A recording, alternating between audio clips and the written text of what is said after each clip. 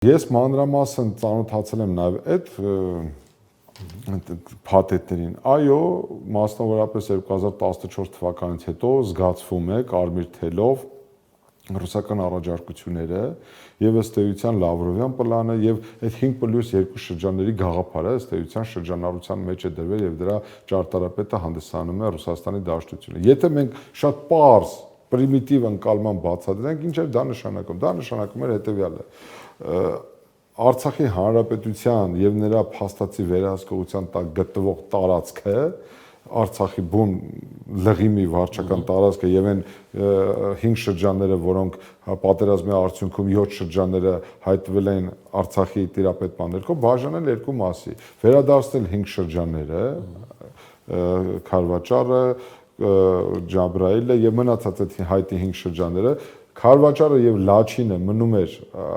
հայկական կողմի տիրապետման ներքո, տեղակայվում են խաղապահ ուժեր, ըստ էության խաղապահ ուժեր ասվելով դա նկատի ուներ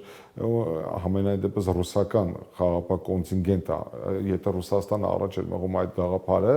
համենայն դեպս կամ իրենց զորքերը պետք է լինեն, կամ էլ իրենց համար հաճելի կամ լոյալ տրամադրված պետությունների խաղապահ մանդատ ունեցող զորքերը եւ կարճ ասած ռուսական ազդեցությունը պահպանվելու էր այդ տարածքում։ Ի վերջո, հա, ճիշտ եք ասում, չմոռանաք ձեր միտքը այդ։ Ես ես նաև հնդածս ուզում եմ հիշեցնել 2013 թվականը, երբ Հայաստանը հանուն Արցախի անվտանգության ուղիղ ենք ասում, չէ՞, իրերի մենք գիշերվա մեջ մենք փոխեցինք